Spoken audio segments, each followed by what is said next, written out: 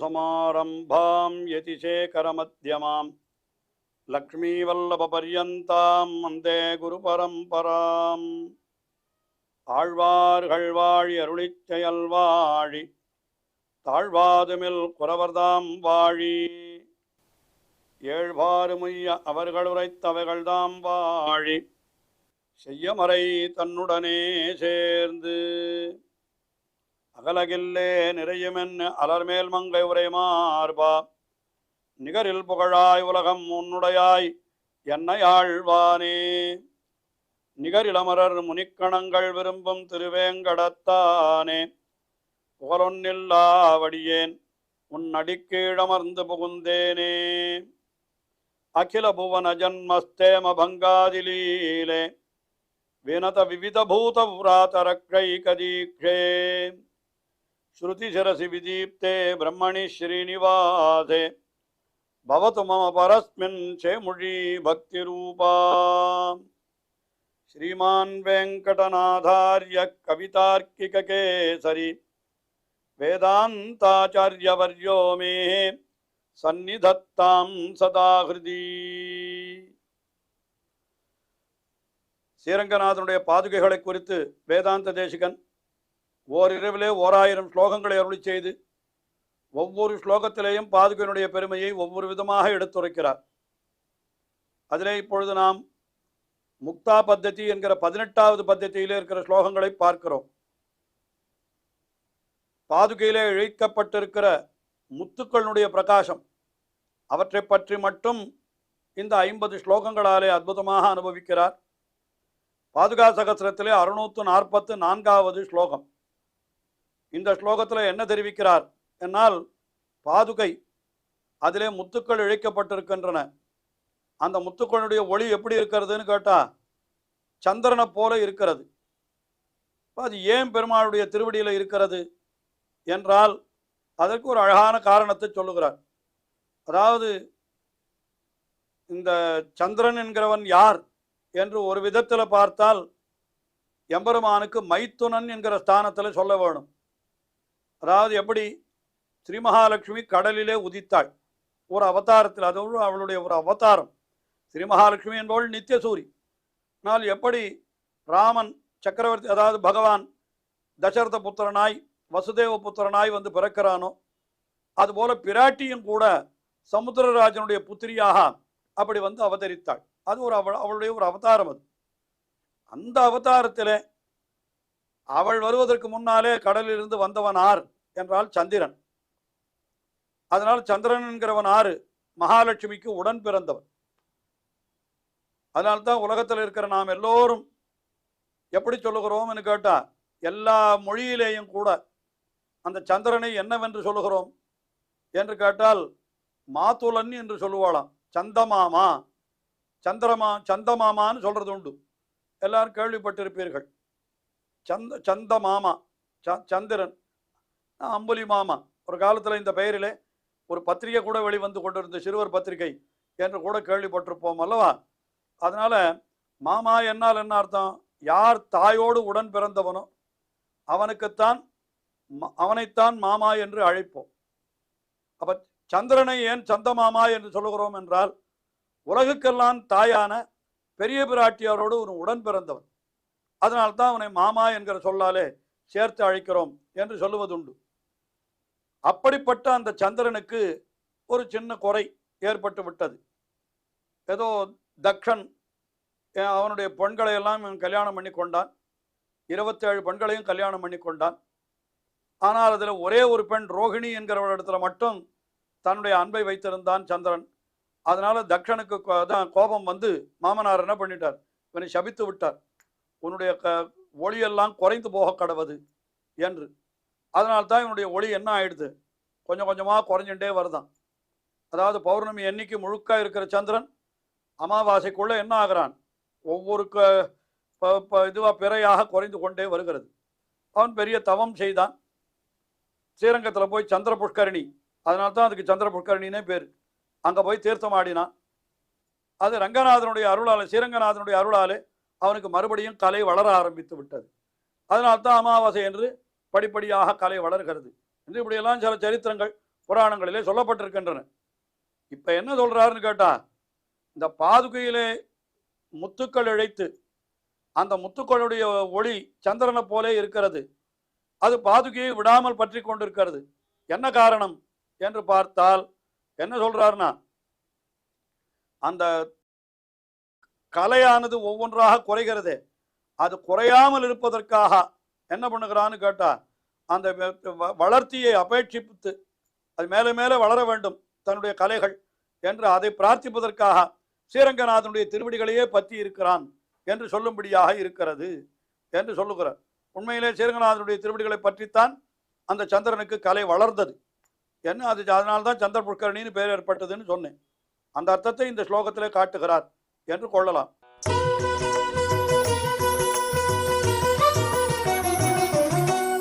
ஆசாஸ்ய நூனமனகாம் மணிபாதரக்ஷே சந்திரஸ்ய வாரிதி சுதா சகஜஸ்ய விருத்தியம் தாத்ரீம் முகுந்த பதயோஹோ அனபாயினீம் துவாம் ஜோத்ஸ்னா சமாஸ்ரயதி மௌக்திக பங்கி லக்ஷ்யாத். அதாவது சந்திரன் இந்த முத்துக்களினுடைய கிரணங்கள் என்கிற வியாஜத்தாலே எம்பெருமானுடைய திருவடியை எப்பொழுதும் பற்றி இருக்கிறான். அதாவது சந்திரன் எம்பெருமானுடைய திருவடியை எப்பொழுதும் பற்றி இருக்கிறான். எப்படி பற்றி இருக்கிறான்? அவனுடைய திருவடியிலே இருக்கக்கூடிய பாதுகைகளிலே இருக்கக்கூடிய முத்துக்களினுடைய ஒளியாக. அப்படின்னா என்ன அர்த்தம்? முத்துக்களினுடைய ஒளி அதுதான் சந்திரன் அப்படின்னு அர்த்தம். அது பற்றி இருக்கிறான். அது என்ன பண்றான்? மௌக்திக பங்கி லக்ஷ்யாத் ஜோத்ஸ்னா சமாஸ்ரயதி. என்ன பண்றான்? முகுந்த பதயோகோ சமாஸ்ரயந்தி. எம்பெருமானுடைய அந்த திருவடிகளை அவன் அடைந்திருக்கிறான்னு சொன்னார். அனபாயினியும் விடாமல் வேறு பற்றி இருக்கிறான். எதற்காக? ஏன் அப்படி விடாமல் பற்றி இருக்கிறான் என்று பார்த்தால் அது விடாமல் தாங்குகிறான். தாத்ரீம் என்று அந்த பாதுகை எம்பெருமானுடைய திருவடியை தாங்குகிறான். எதற்காகனு கேட்டா சொல்றார், சந்திரஸ்ய வாரிதி சுஜா சகசஸ்ய விருத்திம் ஆசாஸ்ய நூனம். அனகாம் சந்திரஸ்ய சந்திரனுடைய வாரிதி சுதா சகஜஸ்ய வாரிதி சுதா சகஜஸ்யன்னு சொல்றார். வாரிதி என்கிறது கடலை குறிக்கிறது. வாரிதியினுடைய சுத்தா என்னால் யார்? வாரிதியினுடைய சுத்தா அதாவது பிராட்டி. அப்ப அந்த பிராட்டிக்கு சகஜன் என்னால் கூட பிறந்தவன் இவன் சந்திரன். ஒரு விதத்துல பார்த்தா எம்பெருமானுக்கு மைத்துனன் ஸ்தானத்துல ஆயிடுறான் இல்லையா? அப்ப என்னாச்சு? மைத்துனனுக்கு ஒரு துன்பம் வந்தால் அதை போக்க வேண்டியவன் ஆர்? மாப்பிள்ளை தானே, இவர் தான் போக்கணும். அதனால இவர் என்ன பண்ண? இவருடைய திருவடியே பற்றி இருக்கிறானவன். ஆசாஸ்யனூனம் அனகாம் மணிபாதரக்ஷே. அவனுடைய ஆஷா என்ன? ஆஷா என்னால் இந்த மௌக்திக அதாவது அந்த இது குறைந்து போய்விடக்கூடாது. விருத்தியும் ஆஷா விருத்தியும் ஆஷா தான் விருத்தியை அடைய வேண்டும். அது அந்த கிரணங்கள் குறைந்து கொண்டே போகிறது, அது அப்படி குறையக்கூடாது, மேல மேல வளரணும் என்பதற்காக சந்திரன் என்ன பண்ணுகிறான்? இந்த பாதுகையினுடைய முத்துக்களுடைய ஒளியாகவே இருந்து அந்த எம்பெருமானுடைய திருவடிகளை எப்பொழுதும் பற்றி இருக்கிறான் என்று இப்படி அந்த அர்த்தத்தை இந்த ஸ்லோகத்திலே தெரிவித்தார். அதற்கு அடுத்தபடியாக 645வது ஸ்லோகம். இந்த ஸ்லோகத்தில் என்ன சொல்லுகிறார்?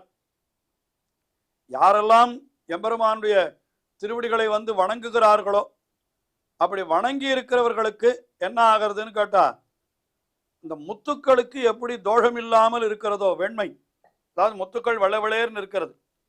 வெள்ளவெளேர்னு இருந்தால் அதில் சாதாரணமாக தோஷமே கிடையாதுன்னு அர்த்தம். சுத்தம் என்பதற்கு வெண்மை என்கிறதைத்தானே சொல்லுவார்கள். அப்ப அந்த முத்துக்களை போலவே தாங்களும் எல்லாரும் தோஷமில்லாதவர்களாக ஆக வேண்டும் என்பதற்காகத்தான் இந்த பாதுகையை தலையிலே அணிந்து கொள்ளுகிறார்கள் என்று அந்த அர்த்தத்தை இந்த ஸ்லோகத்திலே, அதாவது 645வது ஸ்லோகத்திலே தெரிவிக்கிறார்.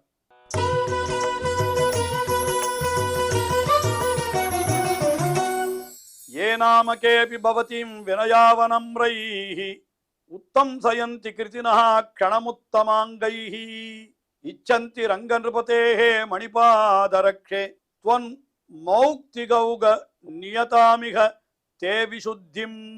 ஏ நாம எவர்களெல்லாம் வினய அவனம்ரைஹி நன்றாக வினயத்தினாலே பணிவுடையவர்களாக வந்து வணங்கி என்ன பண்ணுகிறார்கள்? உத்தம் சயந்தி உன்னை தலையிலே தாங்குகிறார்கள். எங்க? உத்தமாங்கைகி உத்தம் சயந்தி. உத்தமாங்கை, உத்தமாங்கமான சிரசு, அந்த சிரசிலே கொண்டு வந்து இதை வைத்துக் கொள்ளுகிறார்கள், இந்த பாதுகையை. அது கிருத்தினஹா. ரொம்ப அதெல்லாம் யாருக்கு கிடைக்கும்? கிருத்தினஹா, பாக்கியசாலிகள். பாக்கியசாலிகள் மிகவும் பணிவோடு வந்து தங்களுடைய தலையாலே அப்படி இந்த பாதுகையை தாங்குகிறார்கள். கிருத்தினஹா கணமுத்தமாங்கை. ஒரு கணம் வைத்துக் கொள்ளுகிறார்களாம். எதற்காக வைத்துக் கொள்ளுகிறார்கள் அப்படின்னா, அவ சொல்லுகிறா, அவ இச்சந்தி, ஒன்றை விரும்புகிறார்கள். என்ன விரும்புகிறார்கள் என்று பார்த்தால் சொல்லுகிறாய், ரங்கன்றுபதேகே மணிபாதரக்ஷே, ரங்கநாதனுடைய மணிபாதுகையே அவர்கள் எதை விரும்புகிறார்கள்? துவன் மௌக்திக ஔக நியதாம் இகதே விசுந்திம். உன்னுடைய இது இடத்திலே இழைக்கப்பட்டிருக்கிற மௌக்திகம் முத்துக்கள், அதனுடைய ஓகம், என்னால் அதனுடைய ஒளி, அந்த ஒளியினுடைய விசுத்தி, அந்த சுத்தியை அவர்களும் ஆசைப்படுகிறார்கள். அதாவது பாதுகையை தலையிலே வைத்துக் கொள்ளுகிறவர்களெல்லாம் எத்தை ஆசைப்படுகிறார்கள்?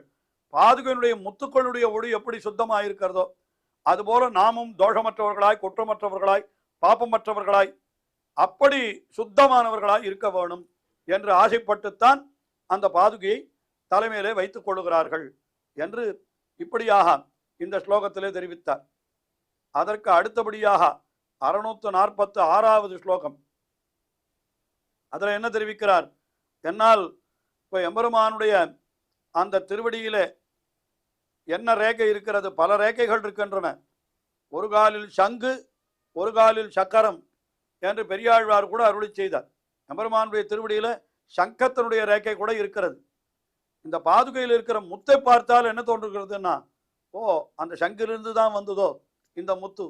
ஏன்னா சாதாரணமாக சங்கிலிருந்து தான் முத்துக்கள் வெளியிலே வருகின்றனன்னு சொல்லுகிறார்கள். அதாவது முத்துக்கள் அதுக்கு முன்னால் அது சிப்பின்னு சொல்கிறாள், அந்த சிப்பியே ஒரு சங்கு தான். அது அந்த சங்கிலிருந்து தான் வருகிறது முத்து.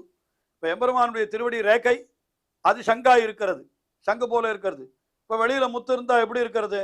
அந்த சங்கிலிருந்து வந்த முத்து என்று சொல்லும்படியாக அப்படி இருக்கிறது என்று சொல்லுகிறார் இந்த ஸ்லோகத்திலே.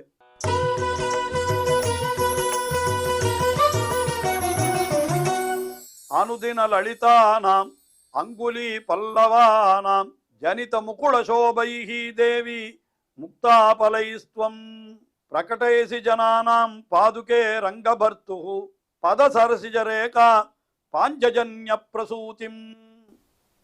என்ன சொல்றேன்னா, அனுதினம் எல்லாம் எப்பொழுதும் இதை தலையில வைத்துக் கொள்ள வேணும் என்று எல்லாரும் ஆசைப்படுகிறார்களாம். என்ன பண்றான்னா, அனுதினம் லலிதானாம் அங்குலி ஜனித, அதாவது எல்லாரும் கையை வந்து கூப்புறா. அப்படி எம்பெருமான் திருமுன்பே திருப்புற பொழுது அனுதினம் லலிதானாம் அங்குளி, விரல்களாகிற துளிர்கள், பல்லவானாம், அந்த துளிர்களுக்கு என்ன பண்றதுன்னா, இது மொட்டு போல அது இருக்கிறது.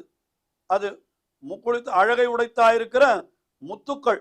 அதாவது உன் பெருமாளுடைய விரலை பார்த்தால் அது எப்படி இருக்கிறதுனா, எப்பொழுதும் வாடாத துளிர் போலே இருக்கிறது. அந்த எம்பெருமானுடைய திருவிரல்கள், அந்த திருவிரல்கள் அந்த துளிரில் இருக்கக்கூடிய மொட்டுக்கள் போல எது இருக்கிறதுன்னு கேட்டா, இந்த பாதுகையினுடைய முத்துக்கள் இருக்கிறதா. பாதுகை துளிர் போல இருக்கிறதுன்னு சொல்லலாம். இல்லை, எம்பெருமானுடைய திருவடி அந்த விரல்கள் துளிர் போல இருக்கிறது, இந்த முத்துக்கள் எல்லாம் மொட்டுக்கள் போல இருக்கிறது என்று முதல்ல அந்த ஒரு விஷயத்தை தெரிவித்தார். அதற்கு பிறகு இன்னொரு விஷயம் என்ன தெரிவிக்கிறார்னால், என்ன தெரிவிக்கிறார்? பதசரிசரேகா பாஞ்சஜன்ய பிரசூதியம் ஜனானாம் பிரகடயசி.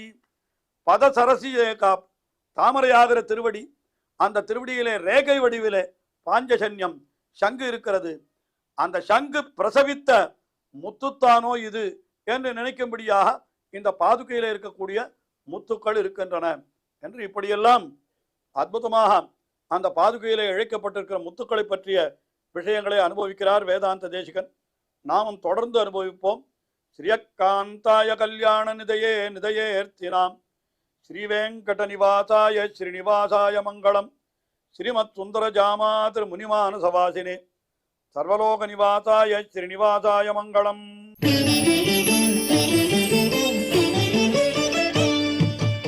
ஓ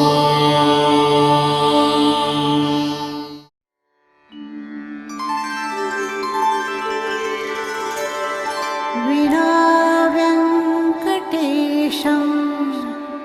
ननाथो ननाथः सदा वेङ्कटेशं स्मरामि स्मरामि हरे वेङ्कटेश प्रसीद प्रसीद प्रियं वेङ्कटेश प्रयच्छ प्रयच्छ।